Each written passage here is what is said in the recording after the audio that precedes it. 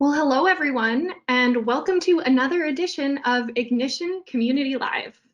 I'm very excited for today's live, which we're calling Feed the Need for Leads. It's the 24th episode, believe it or not, in our Ignition Community Live series. To start off, I'd love to introduce myself. My name is Lauren Walters. I'm the Marketing Projects Manager at Inductive Automation, and I'm going to be moderating today's Ignition Community Live. Our featured speaker is Doug Dudley. Doug is the Director of Marketing here at Inductive Automation, and he's going to be presenting some expert tips for improving your marketing efforts. Doug, thanks so much for being here today. We're excited to have you. Can you tell us a little bit more about your role at the company? Yeah, sure. I'm excited to be here too. Thanks, Lauren. Name is Doug Dudley. I'm the Director of Marketing here at Inductive Automation. Been with the company getting close to 10 years. Actually started with the company as a graphic designer and writer. And one of the first things that had me work on was a lot of our marketing content. So had the chance to write many webinars and case studies. And I've also had the chance to work on things like our event content. So if anyone's come to any of our Ignition community conferences, I've had a big hand to play in planning that content as well as delivering some of that content like the keynote. So get a chance to work with a lot of really talented people, a lot of our marketing campaigns, and I'm really excited to be here today to share some of that knowledge with this audience at this ICL. Yeah, we're excited. I'm excited to hear what we're going to share today. And we also are joined by two special guests who know a lot about integrator sales and marketing. We're thrilled they're here. Chris McLaughlin is the SCADA and MES specialist at Vertec Industrial Systems. And Jeff Winter is the Senior Director of Strategic Initiatives at Grand Tech. Thank you guys both so much for being here today. Could you tell us a little bit more about your companies and what you do there? We'll start with you, Chris. Hey everyone. So yes, I'm Chris, and Vertec is a systems integration firm with locations throughout the United States. And we specialize in automation, SCADA, MES, and OT services. And my role, you see it as SCADA and MES specialist. That's what I like to go by, because those are my two loves. Officially within the company, my title is Director of Sales and Marketing. And so you could guess what I do a lot of within Vertec. Yeah, yes, it's a dual title, and that works great. Jeff, how about you? Yeah, thank you. My name's Jeff Winter, and I'm with Grand Tech. We're a 200-ish person system integrator with offices in 3 different countries, and our focus is really on being an Industry 4.0 solution provider. I personally have been with the company about 8 years, and in my current role, I lead our company's strategic initiatives around Industry 4.0 and really kind of act as a bridge between the traditional marketing and sales role, where my team attempts to productize our services into repeatable lines of business. That's awesome. We're thrilled to hear from both of you later in this community live. But for now, Doug, I'll hand it over to you to get us started on today's topic. Yeah, sure. Thanks, Lauren. And thanks to our special guest for being here. I'm looking forward to a good conversation about this topic today. So our marketing team often gets asked for marketing tips by our integration partners. One question we get a lot is, how can I create more leads as an integrator? So today we're going to be answering that by looking at several things integrators can do to get more leads from their existing customers, their website, and their content. There's actually a lot of really practical things integrators can start doing right away to help generate more leads, and we're going to talk about several of those things in today's webinar. Yeah, so let's jump right in. We've actually gotten this question quite a bit, and so we made a video about it.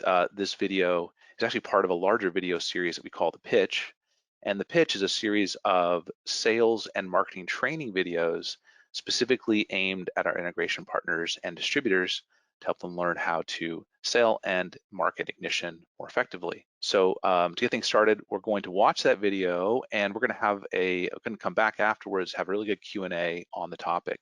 So in this video, a few things that we'll be covering are the easiest ways to create new leads from your existing customers, how to grow your local network, tips for using your website to create more leads, how to use content in your marketing, and ways to follow up on those leads.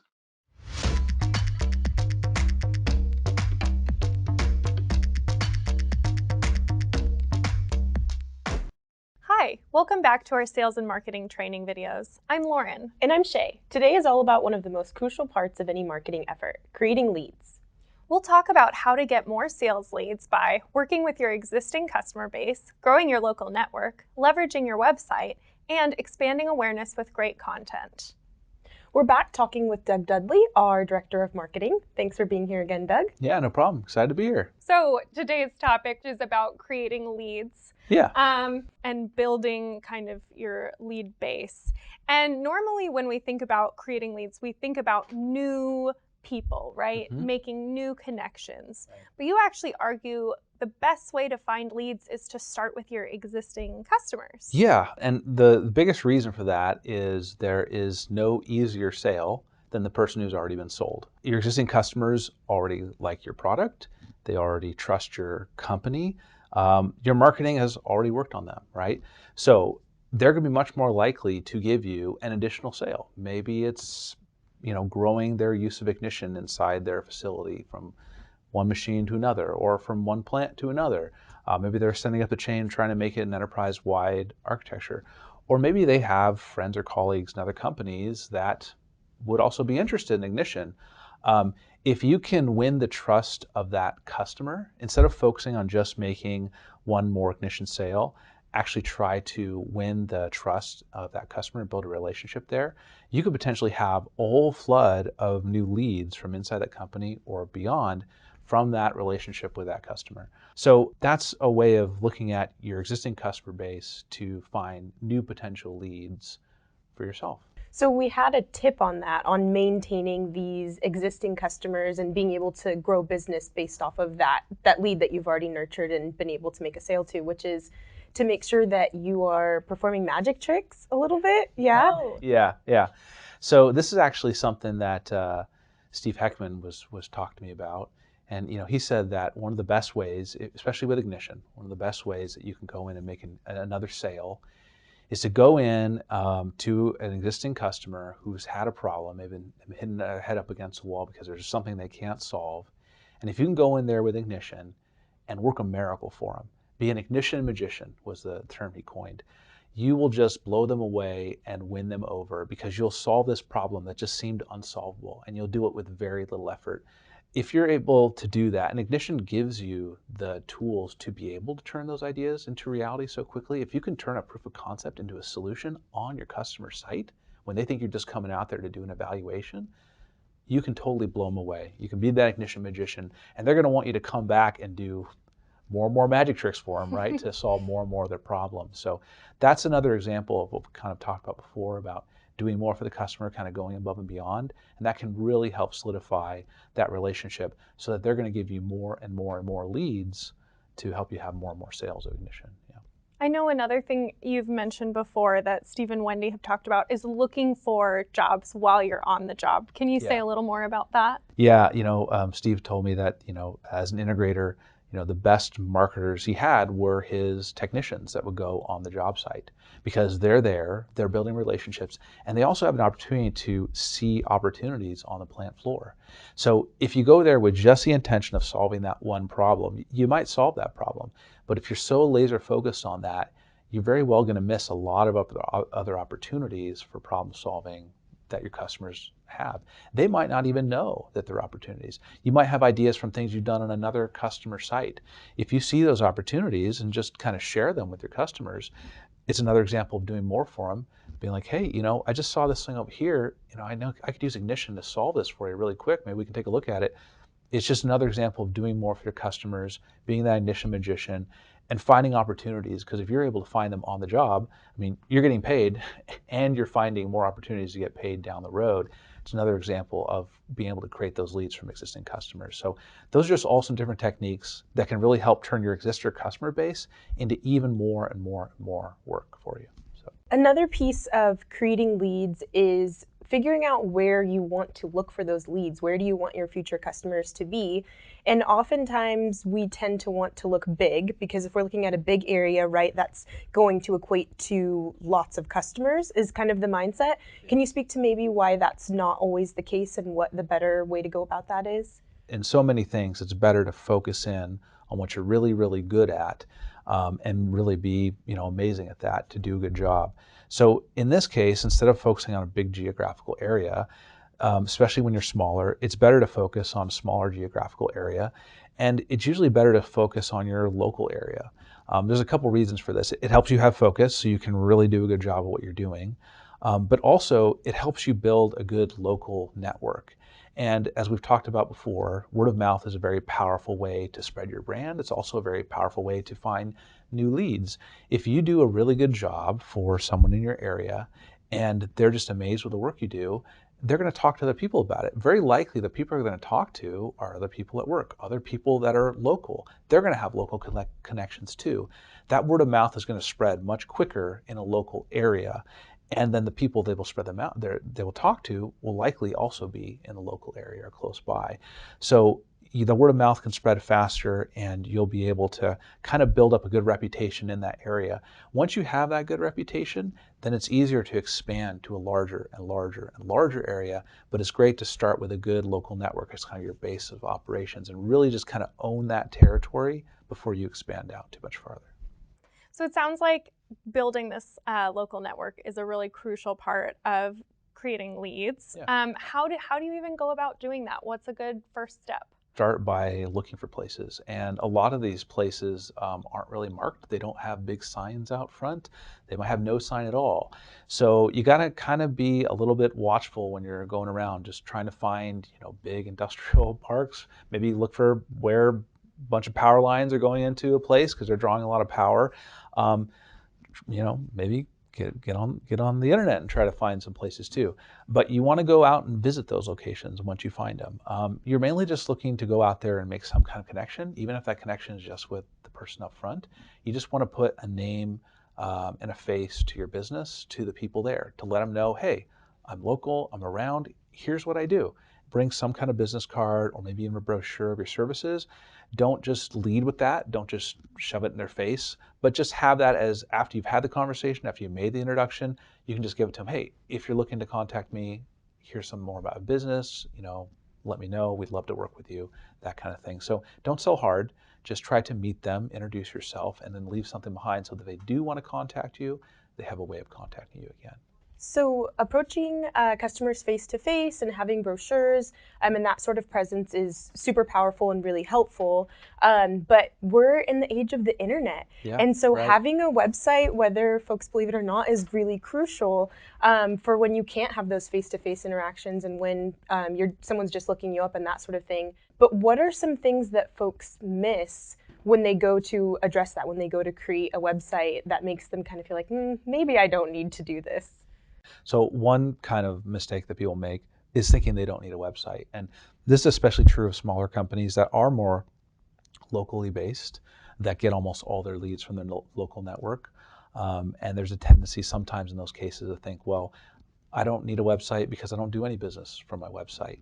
The fact of the matter is, and this is getting more and more true every day, in our day and time, you really have to have a website to be taken seriously.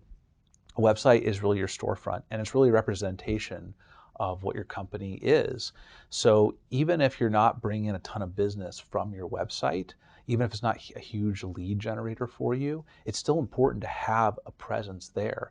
If nothing else, people will look you up. It's one of the first things they do, even if they did meet you, you left a brochure or something, they're going to look you up. And if they come across a website that looks like it was maybe one of the first ones ever made, Seen a few of those. Yeah, we've all been there. We've all been to or that it's just a site. one-page thing and it's very poorly designed, very little content there, it just doesn't represent the company well, that's kind of one of your first impressions of the company. And some of the thoughts they're going to have is, well, this is how they're presenting themselves.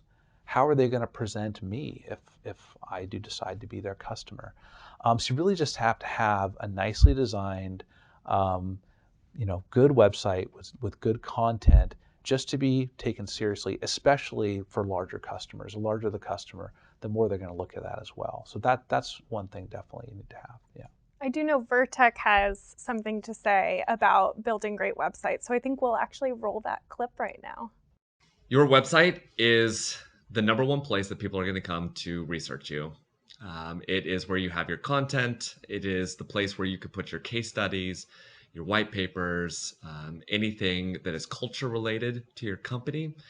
They're also coming there to look at, well, how big is this company? How much do they know about what we do? Are they involved in our industry? And all of this is building trust.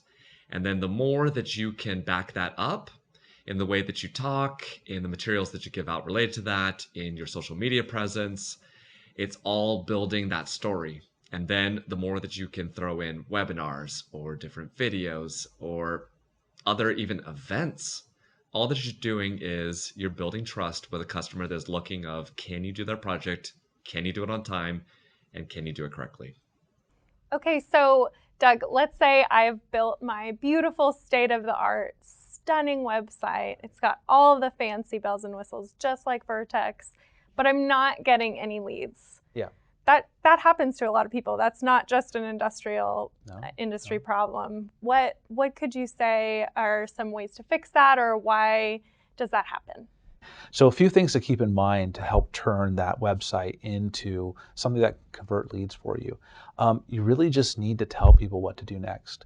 So I'm reminded of another story I read in a marketing book where this college campus was trying to get more people to come out and get their flu shots. And so they tried a postcard to help promote the benefits of getting a flu shot. They tried some kind of email campaign. They tried a bunch of stuff. But they ended up deciding, let's just put a map out that shows where on campus the health center is, to tell people where they need to go to get their flu shot. And that worked. Sometimes you just had to draw people a map so they know what to do next. And that's very true on your website as well. So someone's come on your website and now they're checking you out. What do you want them to do next? Do you want them to call you to find out, more about your services? Do you want them to fill out some kind of lead form so you can set a demo up with them? Do you want them to download a PDF that you created? That offer can depend on what you would like to put out there. But whatever the offer is, it needs to be something that's compelling and interesting to that person, not just to you. So if it's a button on your site that just says, please call us so we can sell you something, probably not going to be compelling and interesting to them, right? But if it's call for a free consultation today, or download this white paper on how to build better alarming systems, if it has some benefit to that visitor that they can immediately experience, something that's going to give them some benefit, some value. Instant gratification. Instant gratification. They're much more likely going to do that next step. And if they do that next step, then you have a lead you can follow up on, whether it's getting their contact information through a form or them calling you. Then you can start some kind of conversation, start building that relationship with them. But you got to draw them a map, tell them what to do next, give them an offer, and make that offer something compelling and beneficial to them. It's important to have a great website, but it's also important to have useful information there. And that really is the content. So can you speak a little bit about what great content is for a successful website? Creating marketing content is a really big digital marketing strategy these days. It's definitely one that inductive automation has been employing for years. So you want to create content that's educational in nature and helpful. And ideally, you want to create content that answers a fundamental question that your potential customers would be asking. So for example, if you're an integrator and you're selling integration services, you need to think about, what are the problems that my potential customers are trying to solve? And how can I give them something now that helps them solve those problems? Maybe it's an article about the best PLCs to use. Maybe it's a blog post about the 10 most common mistakes people make when they're putting in an ignition system. Whatever it is, if you can actually answer that question, then when those customers are looking for an answer to that online, they have a chance of finding your content. And if they find that content and it's on your site, they're now going to start associating you as helpful because you're helping them answer a question, you're educating them. And they're in the place that you want them to be to create a lead for yourself. Hopefully by this point, you've drawn yourself a map on your website, created some kind of call to action for them. And if you get them on their site reading content, then hopefully they can take that call to action so you capture a lead and you can follow up on it. So those are just a few benefits of having great content, to position yourself as a thought expert, to create engagement on your site. And also it can help you with your SEO, which is search engine optimization. If you have a lot of people finding your website because of great content you put on there and staying on the site and reading it, that's going to help your search engine optimization so that you'll go up those search engine results and be more likely to be found for people that are looking for you. So those are all just a few of the very beneficial benefits of having great content. Well, and I know Vertec is also very passionate about creating content. They even have their engineers writing some of their content, if you can believe it. Yeah. And I know Chris from Vertec has a few thoughts about this that he'd like to share. So content marketing is a buzzword. What does that really mean? It means, first off, that you have to have a lot of content. It's not enough to just have a simple website that says about us and maybe talks about that you happen to be involved in SCADA or MES projects. Not enough. Go deeper. You need white papers, you need case studies, you need examples of your projects, and you need to give away your secrets. Yep, I said it. You need to, for free, give away what you do best. And that's scary. And the same thing happened at Inductive Automation. Inductive University.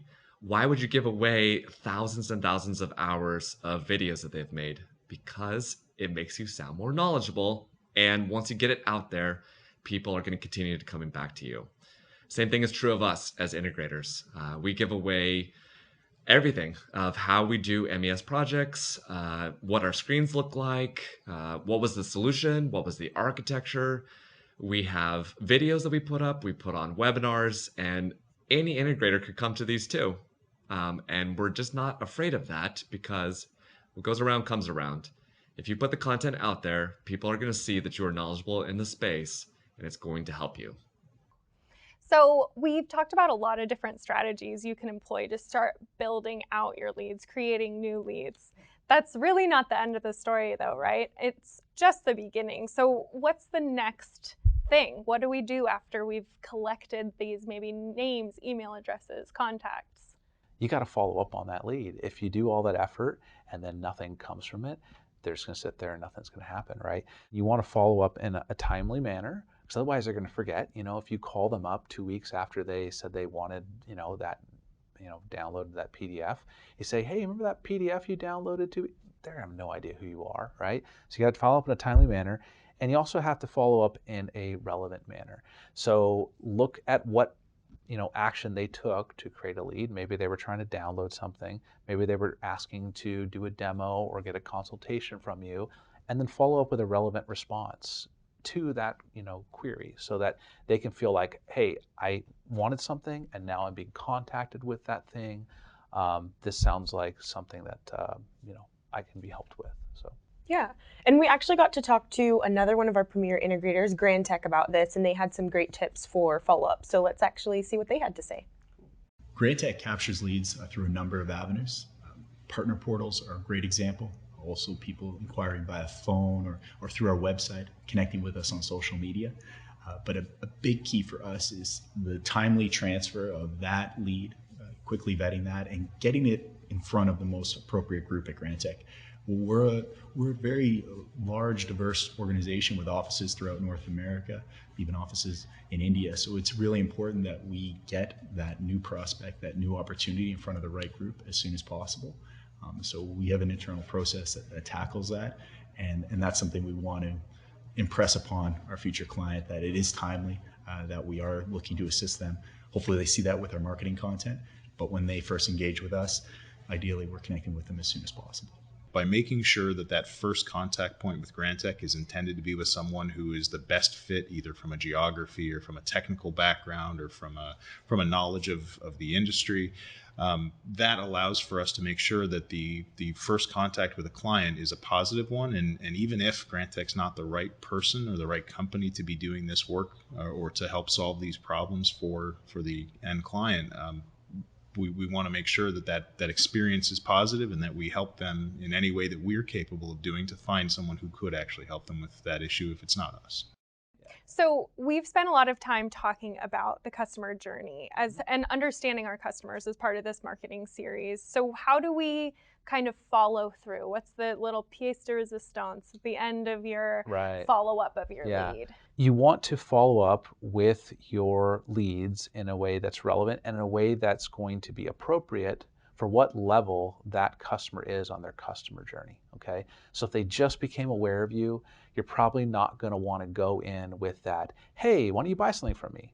Especially when you're doing content marketing, because a lot of the content is not incredibly sales forward. You're just trying to solve a problem.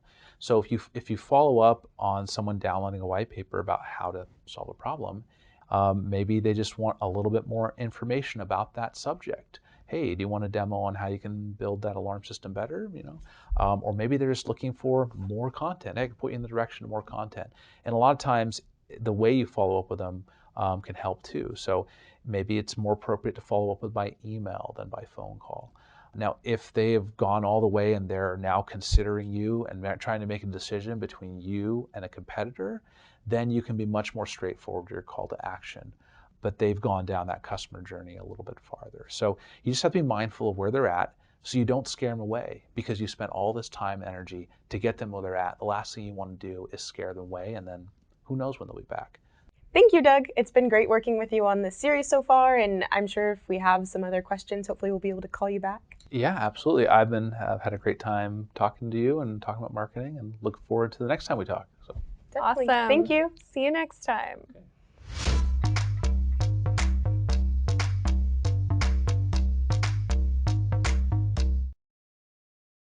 All right, we are back live to start a conversation, and it's a cameras on conversation. So we're excited to have all of our panelists joining us on here in person, get a little bit more information. And I want to talk a little bit more about creating leads. I have questions for each of you. Chris, I'd love to start with you. In the video, you talk about giving away your secrets, because what goes around comes around, and you've really seen that at Vertec. Can you talk about a specific content project where you've learned from that, and what Vertec has kind of done to create that initiative? Yeah, absolutely. So we are firm believers in that. It's not dangerous to give away your secret sauce. It's going to be okay.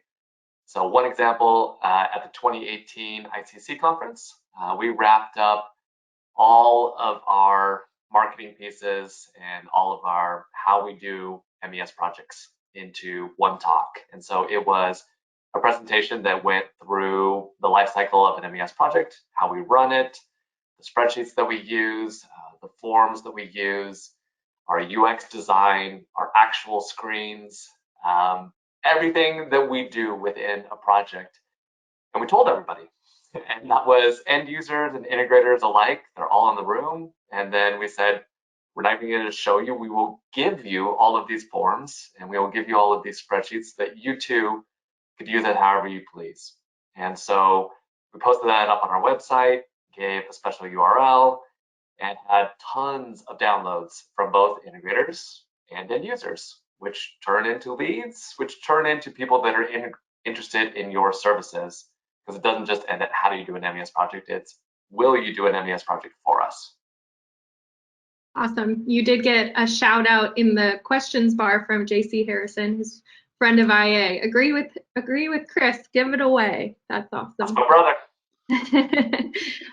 Jeff, we'll move on to you. In your video, your colleagues at Grand Tech talk about the importance on following up with leads. Can you go into a little bit more detail about determining the best way to follow up on a lead? Sure. So I think it goes without saying that following up on leads in a timely manner is imperative for success. I shouldn't need to convince you to follow up with leads. The question more comes, how do I follow up with leads? How do I provide value faster to our customers and build better rapport quicker? And this is important because not all leads are created equal. And if you apply a one-size-fits-all model, you may be missing the boat on a lot of this. So we happen to follow and implement the buying journey, the customer's buying journey, which Doug talked about earlier. Well, we like the HubSpot model for this, which breaks the buying journey into 3 phases. It's awareness, consideration, and decision. And depending on where a customer is within that journey, changes what they're looking for, and therefore changes how we manage and handle that particular lead. So for example, if a customer is in the awareness stage, they don't know if they have a problem yet, or if they do, they're trying to understand it, which means they're in an information quest. They're out there looking for educational videos and trends and benchmarks and checklists and ways to evaluate themselves. And so for people in this stage, they generally don't want to actually talk with a salesperson. They're just trying to gather information. And so we try and respond to that by being a resource to them. Now, if they're in the consideration phase, that means they know they have a problem. Now they're searching for a solution to that problem. And in this stage, they're looking for how-to guides and white papers and case studies and solution comparisons and road mapping decisions. And our research has found that about 60% of the time, people actually want to talk to a salesperson in this stage because they need help. And so we push for that in this particular stage. Now, if they're in the decision stage, that's the least desirable because they already know they have a problem. They already think they know how to solve it. Now they're just looking for the right person to choose for it. So here we shift to talking about our company. What's our value? We talk about our people, our skills, our expertise. We provide testimonials, and we talk about what it's like to work with our company, because that's what they're looking for in this stage. So as you can see, depending on what stage they're in, changes what they're looking for and how we respond to that lead. And the faster we can identify which stage they're in, the more effective our marketing and sales teams can be in responding to that lead. That's awesome. Well, Jeff, you kind of perfectly set up my question for Doug, talking about that buyer's journey. And you mentioned this in the video too, drawing a map out, kind of what Jeff was saying as well, to encourage people down a path, to a buying path. Can you talk about writing a good call to action or some kind of piece of compelling content that is going to really seal the deal for that sale? Yeah, sure. I think that's a great segue into that. It's really about those calls to action, and what those call to actions mean to that prospect, that specific part of their buyer's journey that really makes up that map. And so when you're thinking about your marketing, you really want to be thinking about what stage people are at and what you want them to be doing next to keep moving forward, from being that prospect to being a lead that you can potentially have your sales team follow up on.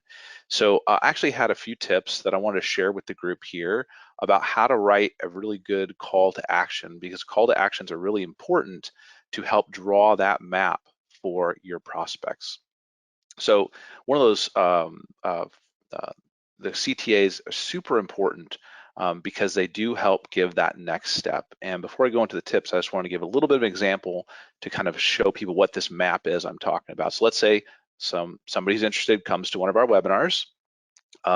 That person is now in phase one. They are aware of who we are and that we have something to offer them, right? Now they followed a call to action to get to that webinar because we created that content and set up a form for them to sign up to come to the webinar.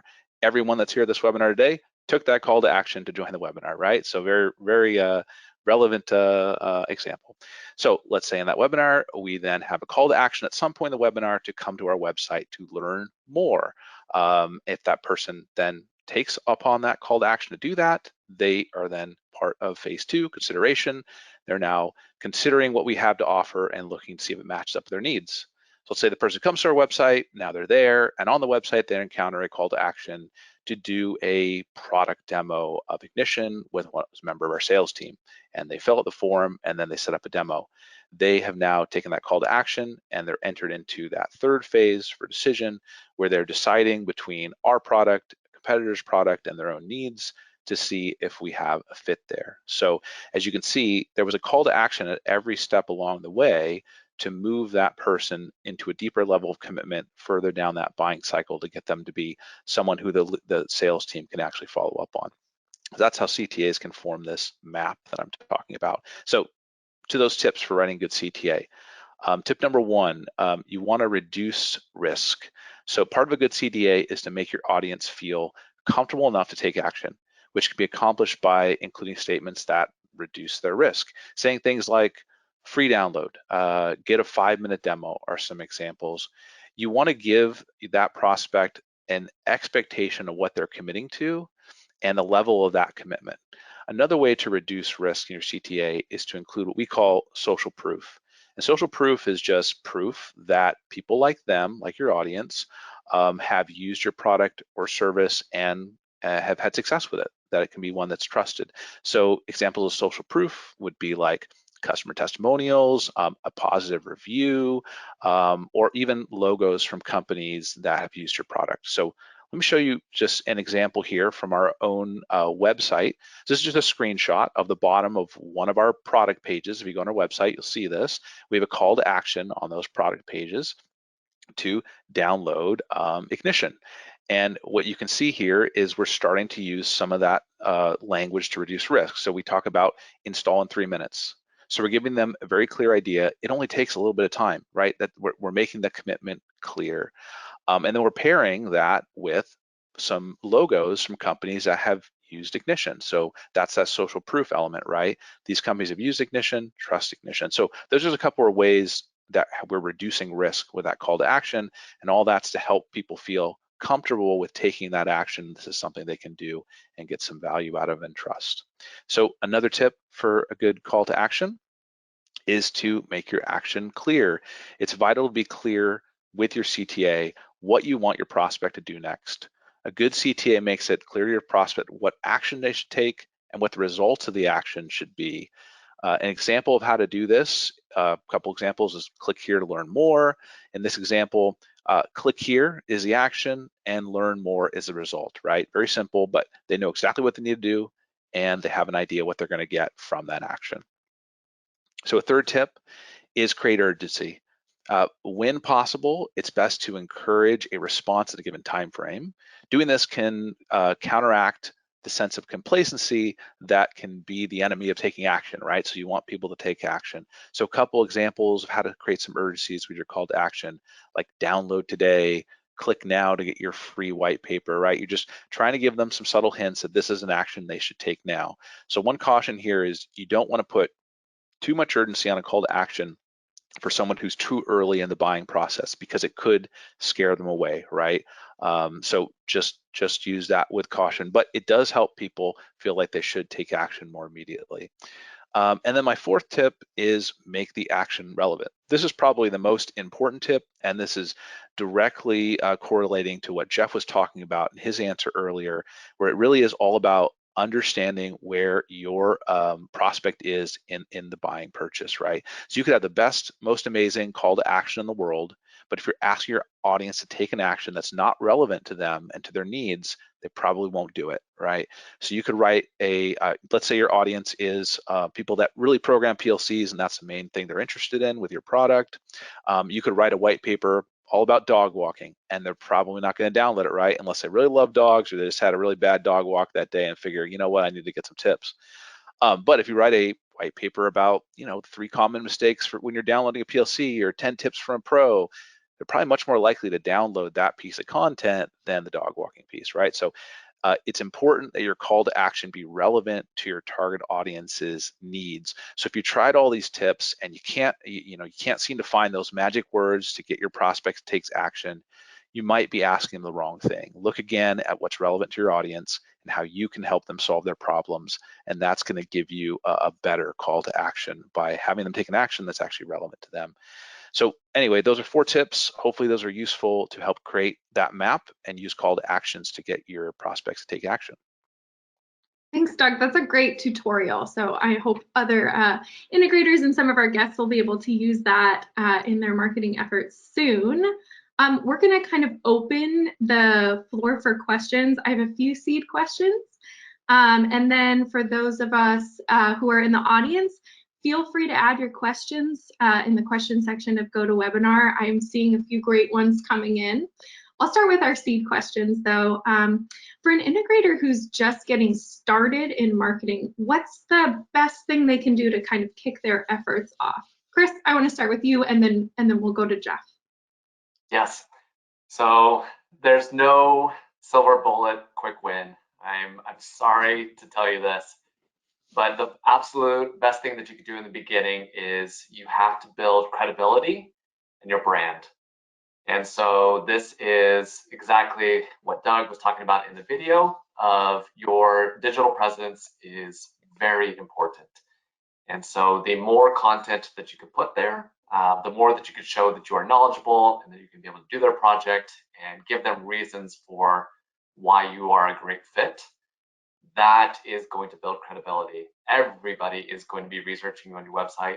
You do it for everything that you want to purchase. Your customers are doing it for you.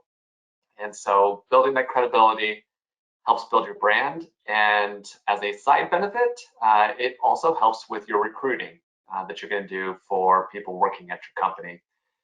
But after you have set up that content, marketing, and credibility piece, the lead generation is what flows from that. And there's a lot more tactics that outflow, but you have to start somewhere. So start on the content and credibility. That's a great answer. Jeff, you have some additional thoughts? Sure, I'm going to complement what Chris says and talk about the creation of your value proposition and the associated messaging and story that's told to communicate your value proposition.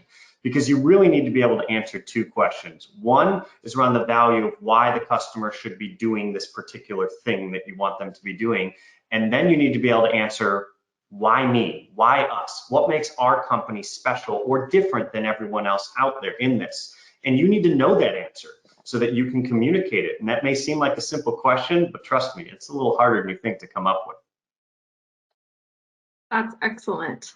Thank you both for sharing. Doug, did you have any other thoughts you wanted to add as well?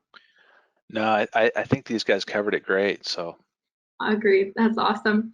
Another question, this time, Jeff, we'll start with you. Is it important to hire a marketing firm to create effective marketing? What are your thoughts on that? And then we'll move to Chris. This is a good question and a tough question. I don't think there's a straight answer to this because it depends on what your objectives are within the company, what things you want to do in-house, and what you're just kind of completely willing to outsource. It depends on the size of the company that you are. For example, if your marketing objectives are to expand into an entirely different market, it may be more valuable if you don't know anything about that market to hire someone. If you're just trying to do more in their current niche, then you may not need one. This is an example where I'm going to reference CSIA, Control Systems Integrators Association, if you're familiar or not familiar with them, because they have a marketing committee and a peer group to allow people within their same size or within their same objectives to compare what people are doing, and they come up with best practices specifically for the integrator community. So I can't say whether I would recommend definitely hire one or definitely don't, because it depends on what you're trying to get done. Awesome. Chris, you want to add anything to that? Yes, please. So everybody on this call, how many of you are marketing majors? Probably not a lot. You probably have an engineering degree and you started your business because you thought that you could do it better, or that it would provide a better life, or that you could make more money. And so as a result, you do engineering really well, you run your business really well, but marketing is that thing that a lot of times suffers. It's integration companies that I've been at before. When you're small, it's the last thing that you are working with because you are spending so much time on your projects and your people. And so we've noticed at Vertec, we belong to CSIA also, so shout out Jeff to that. And we happened to find one of their marketing agencies, True, so it's spelled T-R-E-W. And we worked with them for about 3 years, and it was the kickstart that we needed.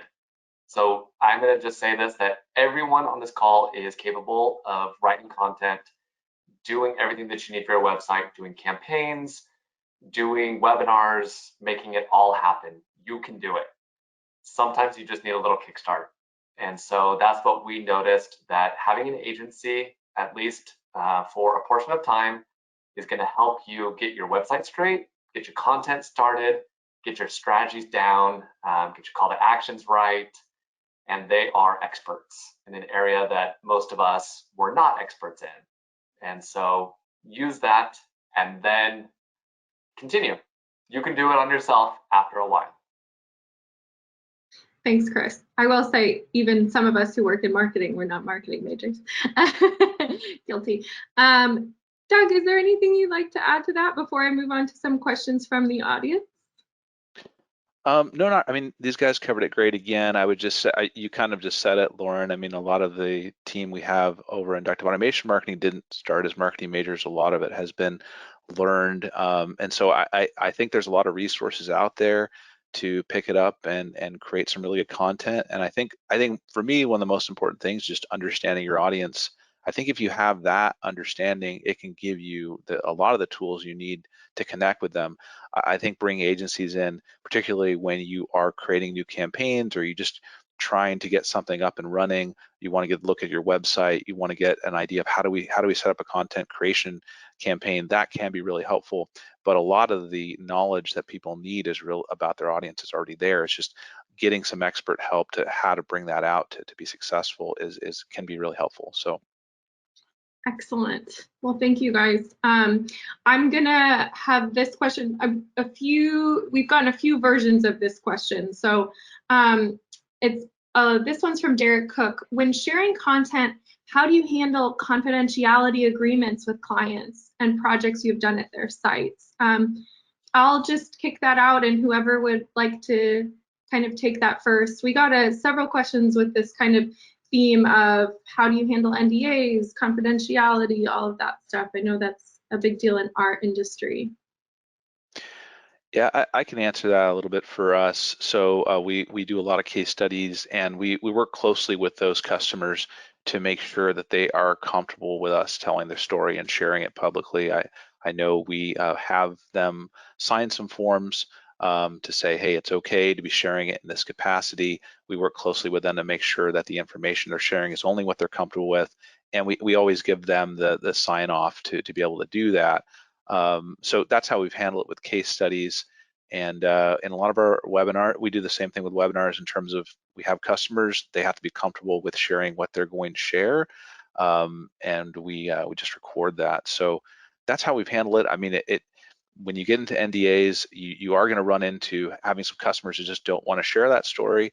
And you do have to take that seriously and respect the relationship there, right? So if you've said you're not going to be sharing that information, you just simply can't share that information. And so at Inductive Automation, we do take that pretty seriously and make sure we only share what our customers are willing to share. So, Jeff, you want to add something? Sure. From our experience, I would kind of lump these into two camps, where the customer is willing and where the customer is unwilling. And the advice I would give is, if they're willing, share with them what you're wanting to share with the world, because they will have parts that they say, yeah, you can share that, but you can't share that. And you can identify what it is that they share. Something as simple as you can get a testimonial from them, but you may not be able to share pictures, for example. And so it's identifying if they're willing to share at all, and then what it is. If they're unwilling to share, then you need to do your best magic to try and extrapolate out the experience that you have to be able to generalize as much as possible and talk about that particular problem or solution in general and methods of which you have solved it. That's the harder one, because not everyone wants to share, but you should have a strategy around what you do when someone doesn't want to share, but you've developed a gold mine in what you created that you want to be able to showcase to the world. Awesome. Chris, do you want to add anything to that one, or we can move on to another one? I think those are great answers. Great. I'm looking through. We have some great questions here. Have any of the panelists ever tried pay-per-click advertising, PPC? Is that successful? Yes or no? Anyone want to take that one? Sure.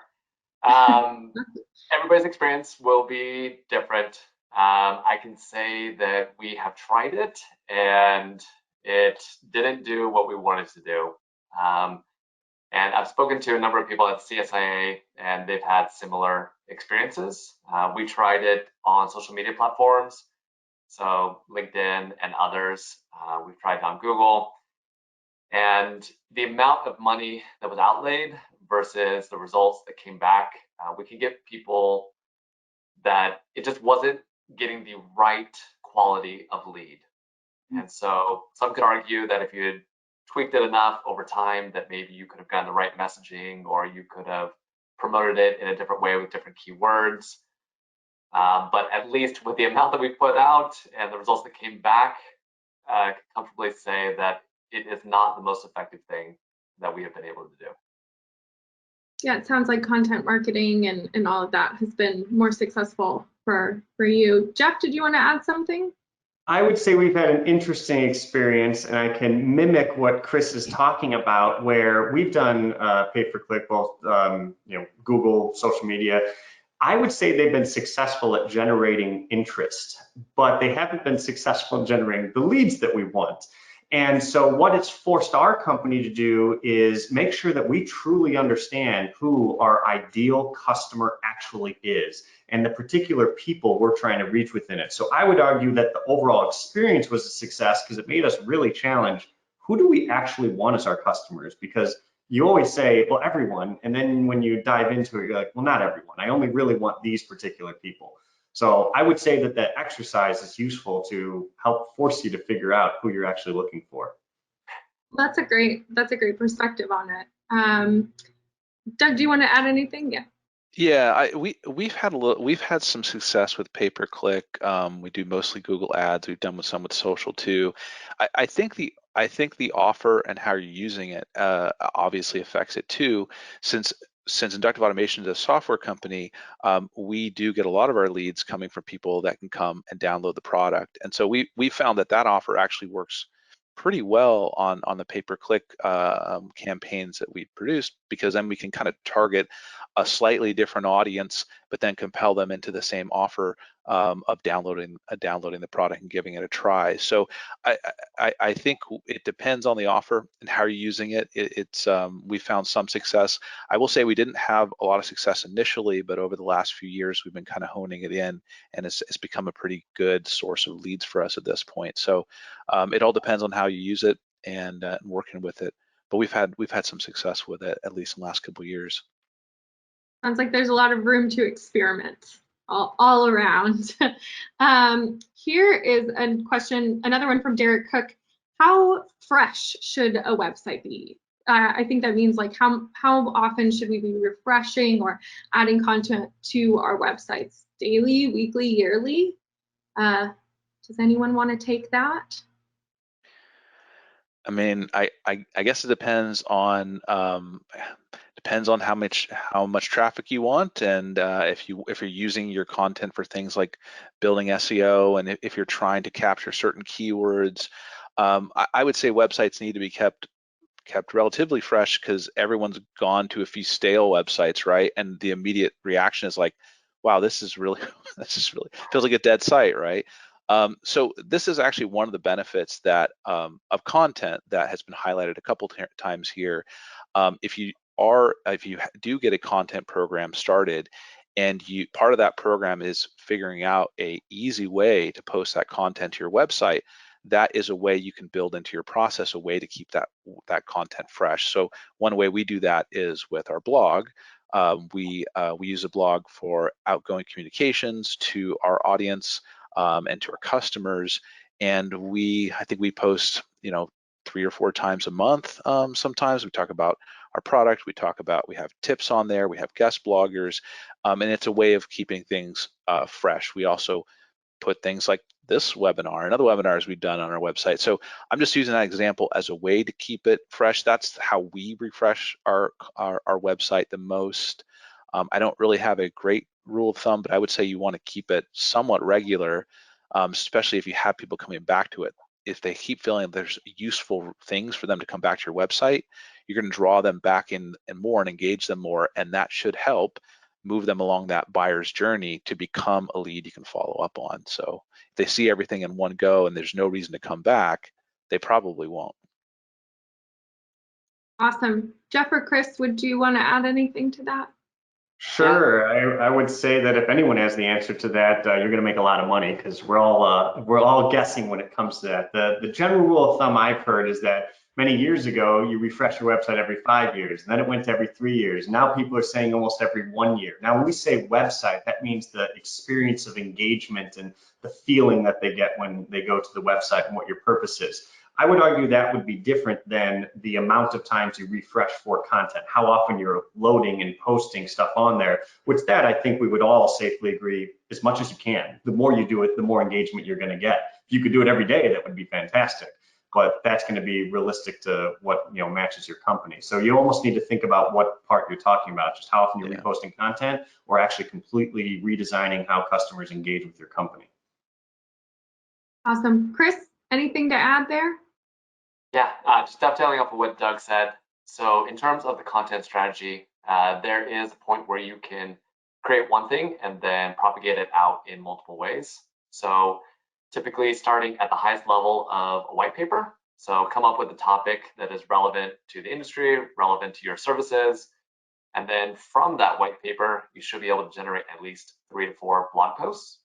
You should be able to use that same topic that you also have a project that's relative to it and make a case study.